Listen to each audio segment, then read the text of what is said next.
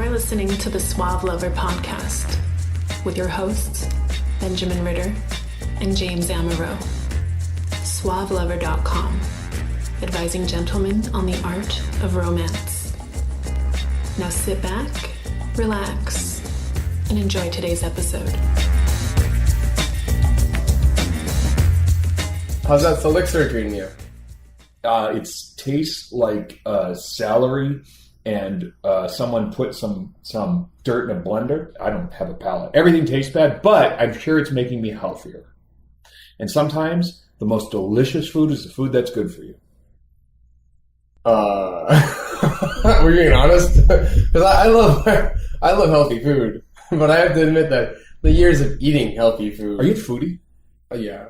Are you? I studied. You know this? No. Okay, so I actually was studying to become a dietitian. my undergrad. It got canceled my second year through. So what happened there? Well, I honestly, at the same time, my dad didn't believe in nutrition, so I was studying business. Yeah. But I was also playing soccer for my school, so I went and tried to find a school where I could get a scholarship and study nutrition. Ultimately, I ended up just being involved in public health and getting my MPH and my MBA, so I'm still kind of a foodie. Got it. But I'm willing to eat French fries. Nutrition. At times. Yeah, there. Potatoes. As long as I have sex later, it burns 150 calories. Honest to God. Really? In 3 minutes? That's amazing. Hey, statistics don't lie. They never put a time on it. I actually think it was 30 minutes of sex. So let's be on the topic of sex and honesty. I always find it strange that people aren't honest if they're not enjoying sex. Honesty is the best policy, okay? Except when it's not. So the problem you got to wrestle with is, when should you be honest, and is your partner being honest with you? I mean, it's a big problem, right? We're not just talking about sex. No, this is relationships. It's like, what reasons do people have to be dishonest?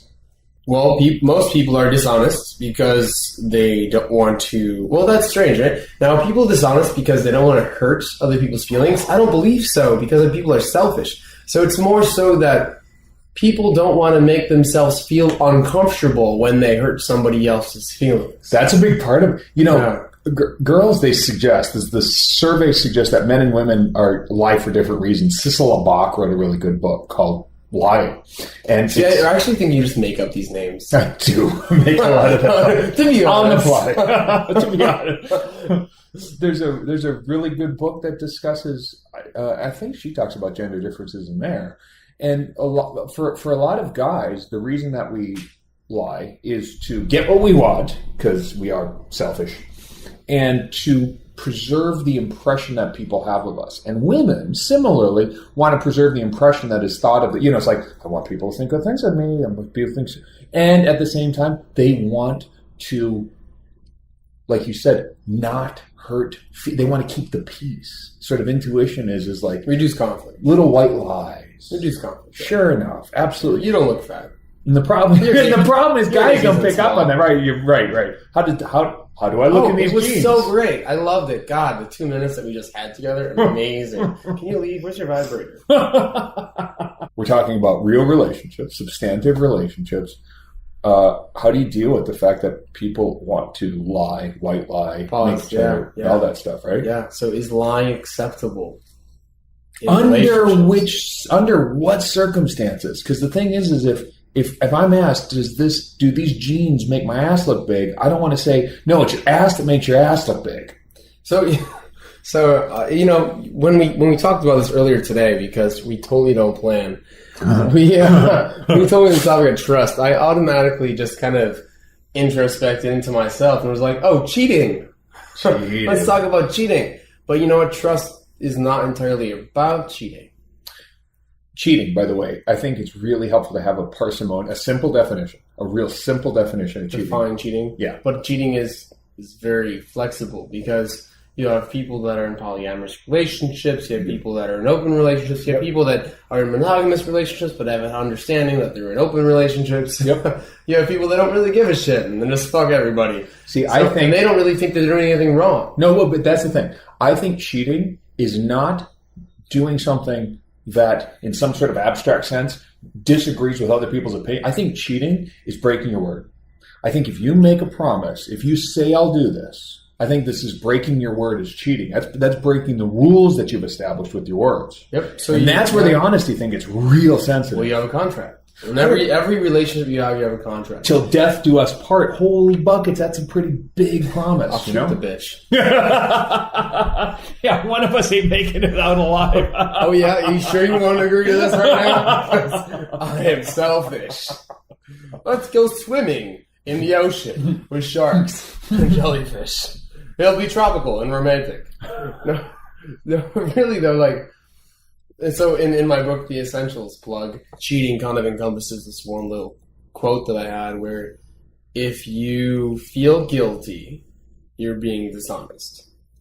So cheating for me is any time that you feel guilty. Doesn't matter if you have an agreement or not, but you need to really, be honest with yourself and your emotions. And and I know when I'm doing something wrong. Everyone knows when I'm doing something wrong. Now, if you don't feel guilty, you know the number one sign for a psychopath or a mental disability. Being both a psychopath and mentally disabled, I actually know is that you lack empathy and remorse. Exactly. So you can't feel guilt. Mm-hmm. So, but guilt is a sign that for me that I'm being dishonest and that I'm cheating, and understanding that I have in relationships. The difficulty is that there are such a wide variety of expectations that, so for example, for those of us who have drank from the fountain of polyamory and open relationships and alternative sexuality. Honest polyamory. That's right. Not just hooking up with a bunch of strangers and trying to keep it on the down low. Having done that, it's really hard to go back to this kind of like, okay, well, I guess we're going to sort of proceed down the path of eventually you're going to come over for the holidays and we're going to get more serious. And if I catch you looking at some girl, I'm going to hate you for it. So when you talk about guilt, there's a big part of that involves sort of jealousy and being direct and forthright about what you mean to do. But what's funny is that jealousy, at least for myself, comes from the idea of a contract. You bet. So it's like if we were in an open relationship or if we didn't have an agreement, then I wouldn't care. Yeah.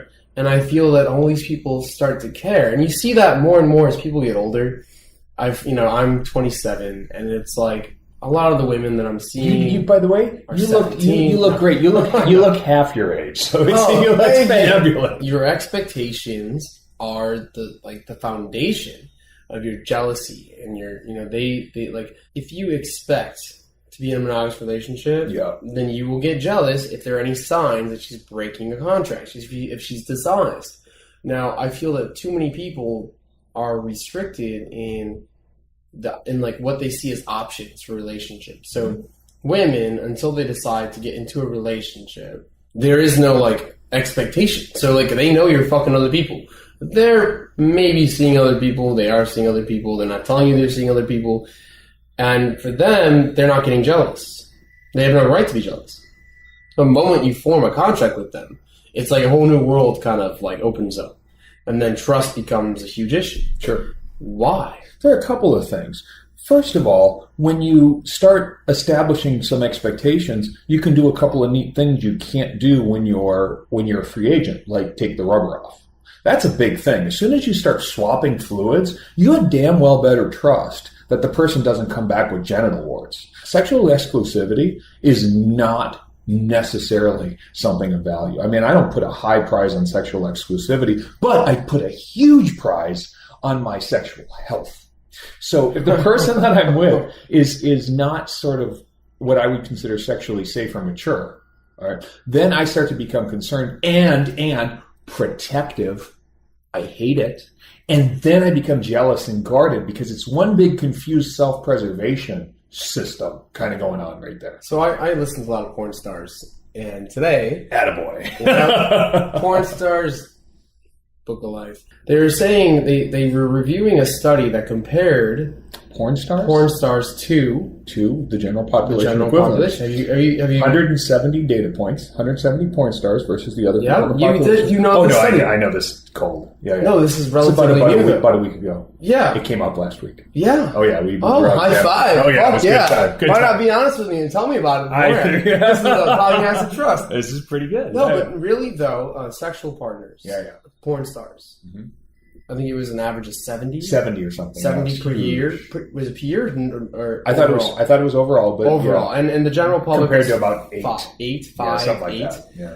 Because porn stars lived in a culture that did not have jealousy. That sex was not something to base your self-esteem off of. Sure. It's interesting to take that and look at trust and to look at how trust is so relative to what you decide it is. Well, trust is an interesting And problem, too. they had no connection with trust and sex, other than the fact they wanted to be safe in their sexual experience. Safety. That's, I think, the essence of trust is being able to predict or rely on the person that you're with doing something. Here, in other words, if I trust that you're a son of a bitch, I'm reasonably sure that you're a son of a bitch. I can trust that aspect of you, and at least I can predict what's going to happen. It's that uncertainty that really makes things really tense. So trust, when it comes down to it, is your reality, is being able to predict and understand your reality.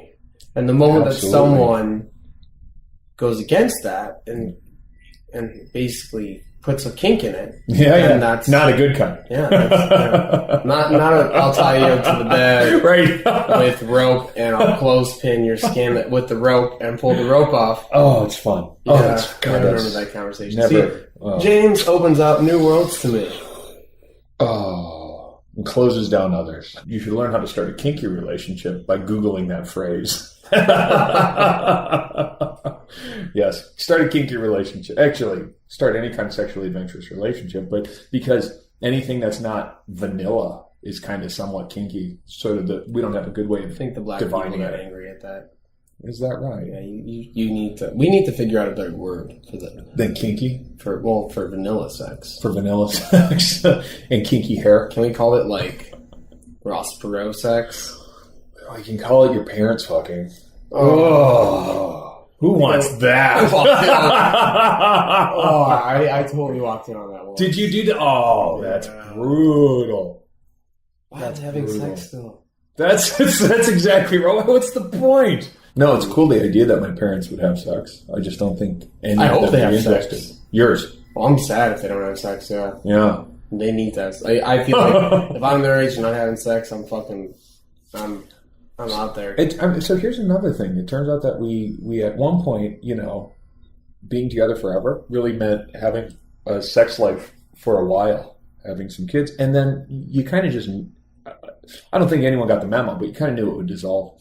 And it turns out now that the greatest rates of curable STDs, syphilis and gonorrhea, are with the retirement home people, because they can take they've got lubricants and the blue pill, and they can have sex much later in life, and because there's no risk of pregnancy after menopause, they're just having unprotected sex like crazy, and they're giving each other disease. First of all, I think that's great, and it also means that if you think of it now, you've got the rest of your life to have sex. You want to keep yourself as safe and as clean and as disease-free as possible. Who do you think's on top? Because I get tired. And I'm fit. I'm like you guys can't see me right now, but if you would like to, my email now. Yeah. So what do you do when someone violates your trust? Oh, well, so here's the trick. Trust is really, really easy to grab. I mean, a lot of people like me, for example, you got my trust till you lose it. That's really there's a very simple way of living life. I trust you till you give me a reason not to. But once you lose trust, it is one of the hardest things to reestablish, especially for people who feel that the activity, the transgression was personal. So what can you trust about a person? You trust that you know them, and suddenly you don't know them because they did something sort of personal against you. So I'm actually in a situation right now where one of the girls that I know decided to tell that one of her best friends was fucking around on her boyfriend to her boyfriend. Yeah. Now, it wasn't that explicit, like she held back on certain things, but it caused a rift in their relationship. So now they don't talk, and she hates her. You're right. And it's like, I think it's kind of funny that when someone does something wrong and they entrust that the other person will keep it from their partner, that they, I mean, like, even though they're not being trustworthy, they then feel that their friend is not trustworthy.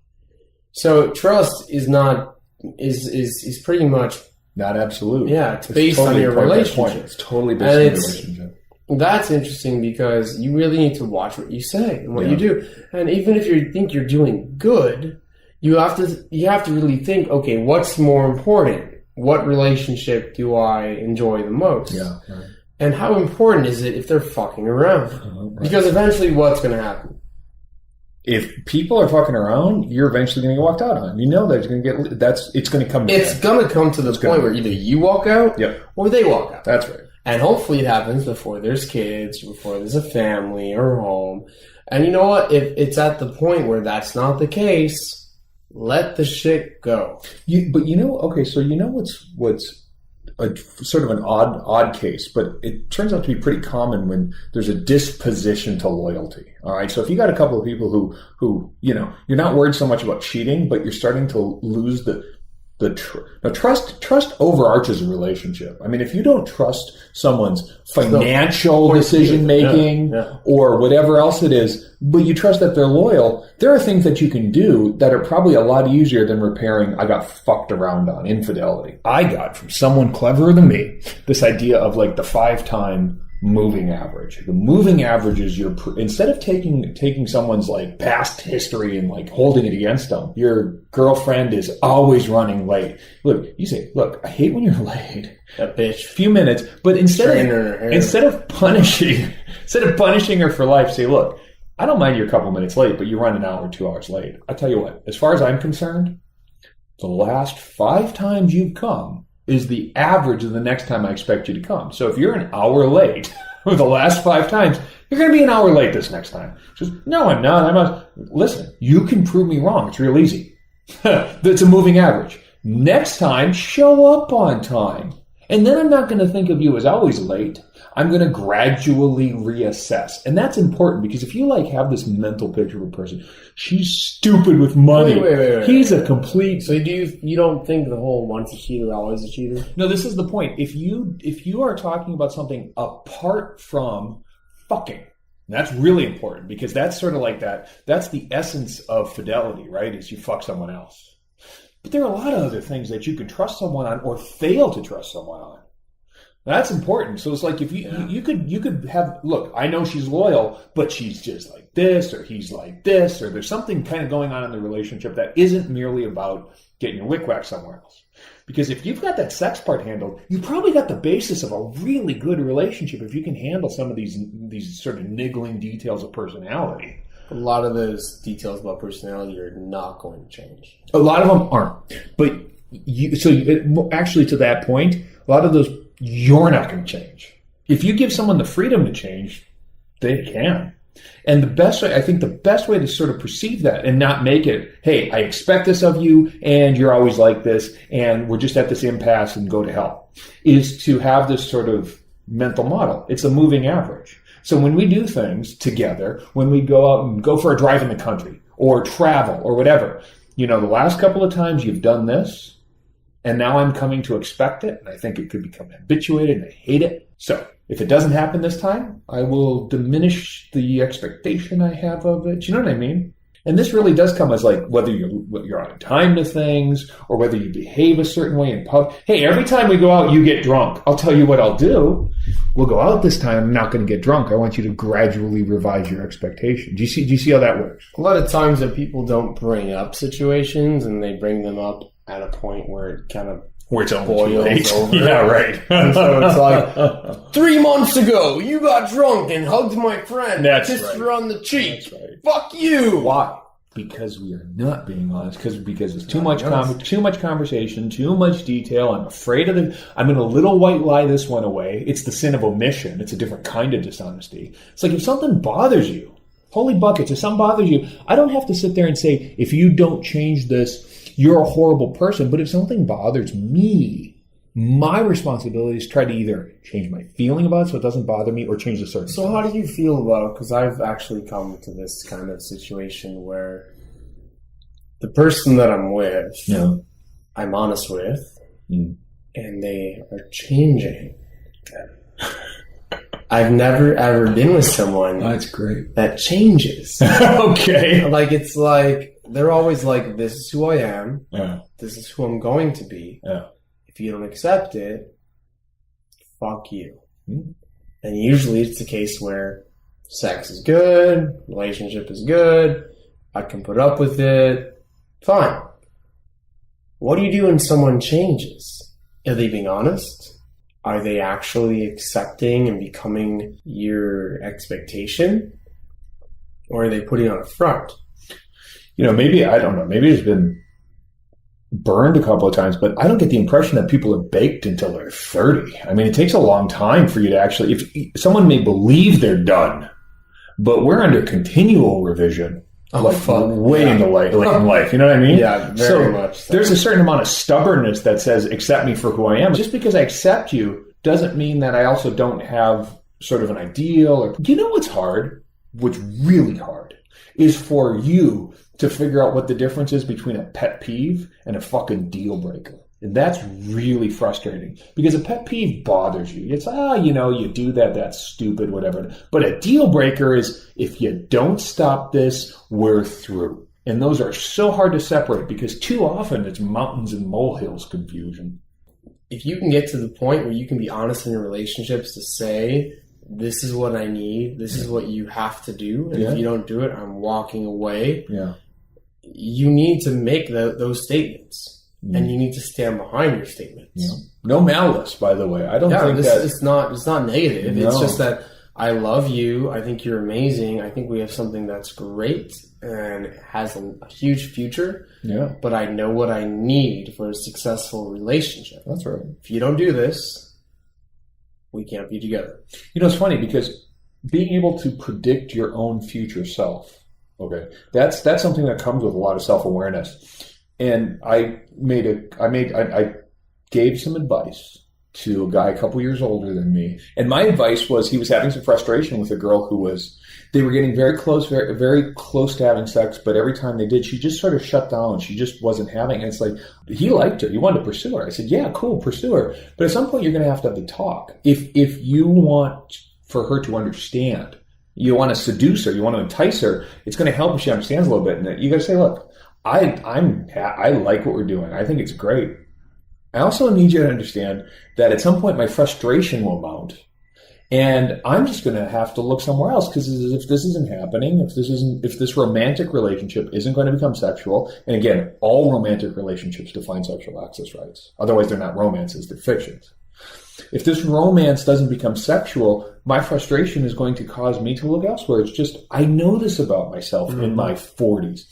And when I described this then to my roommate, who's mid-20s girl, she goes, "Oh my God, that seems so threatening, ultimatum, this and that." And I said, I don't think it is threatening. Actually, I think I've coded it completely different than you.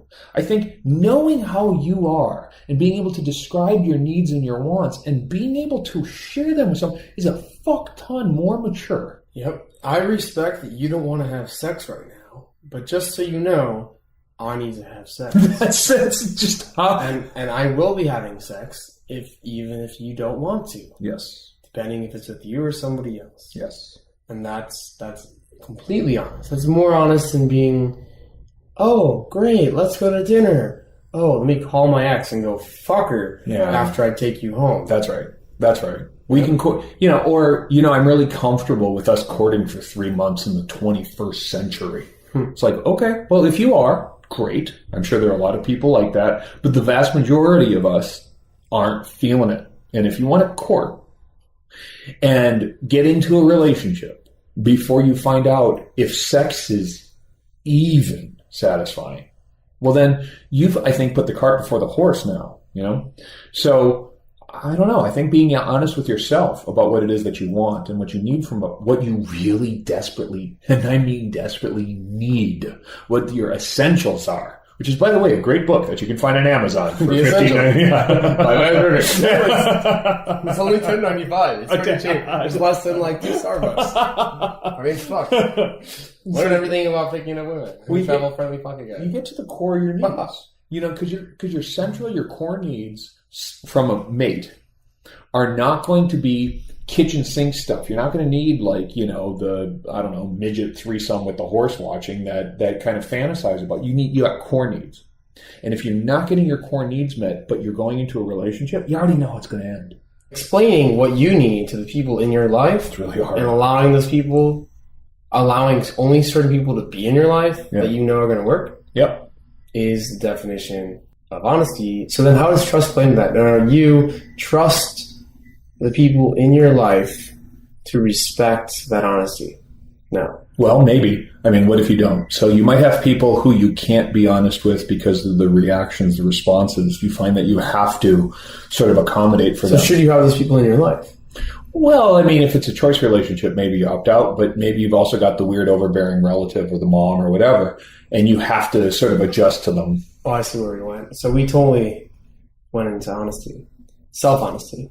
Being honest with yourself. I mean, look, here's the thing. There are some people who I adapt, and I'm not the kind of person who is out there about everything, but I'm open about what I do.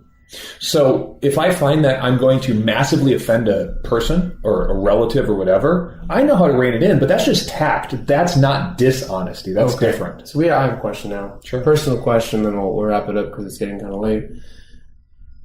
If you have explained to someone what your expectations and requirements for a relationship are, I need X, Y, and Z in the beginning. And then there was an understanding that you're going to get X, Y, and Z.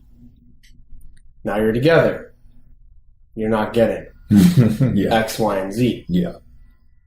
Is there an expectation that you need to be forward with what's going on? Like, you need to be like, hey, guess what? I'm not getting X, Y, and Z.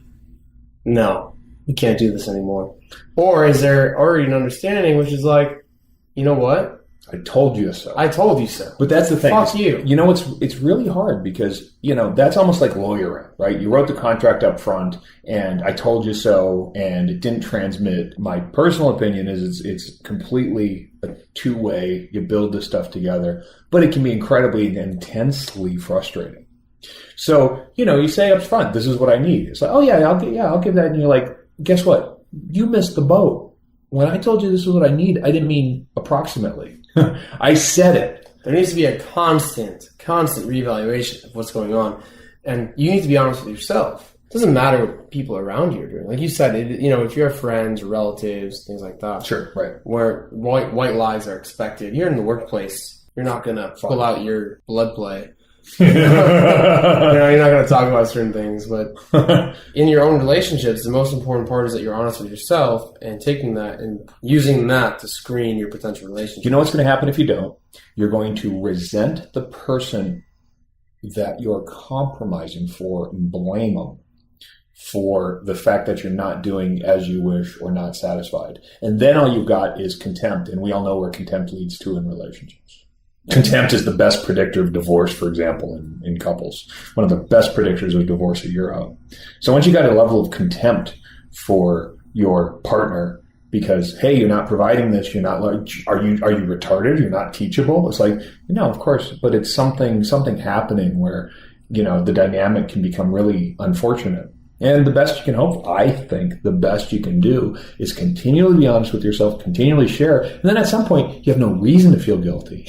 You've got no proper, logical, or even emotionally valid reason to say, hey, you know what? I did something wrong. You say, I did things, but it ain't wrong. Because I went to my primary, I did the honest thing, did the best that I could, and it didn't work out. Well, putting yourself in uncomfortable situations. So, yeah, honestly. If you're going to be in an uncomfortable situation, be honest, be truthful, be trustworthy, or lie so well you don't get caught. You know, you made me want to talk. You wanted me to talk. Yeah, that's another thing. If you can lie really well, what's the point? Oh, that's true. Because you know what? We all are selfish. Man. By the way, I don't advocate this in some kind of like moralistic sense, but what I have found is that when I do keep two sets of books, when I keep lies and deceptions, it causes an anxiety myself because I've constructed it. So if I can get it off my chest, I feel better. And sometimes I lose relationships because I was honest. Surround yourself with people you don't have to lie to. It's just so much easier, right? Easier, you'll be happier. Yeah. Why? Because you'll live who you are. You won't have to worry and be afraid and concerned and keep things together. Yep. And you'll have people that are actually your friends because they love who you are. Right. Just be honest. And then lie to them all. Wait, no, I keep forgetting. When do you lie again? The condom's on, I swear. All right. Till the next podcast. This has been and James, your Suave Lovers. Suave Lovers. Actually, you know what's funny? No. I was called a Suave Lover at work the other day. Handsome. Really, right? Yeah. Crazy. Yeah. Yeah. By one of the barbacks, one of the Hispanic men. Buy it. No. As he touched my mustache. Yeah. No, actually, by all my bosses. Cool. Yeah, because they have a camera eye view. Sure enough. Directions. Nice. You are a Suave Lover. It's cool. Oh, that's funny. I was like, hey, by the way, here's my card. You have been listening to the Suave Lover podcast. Visit suavelover.com to become the kind of man that women crave.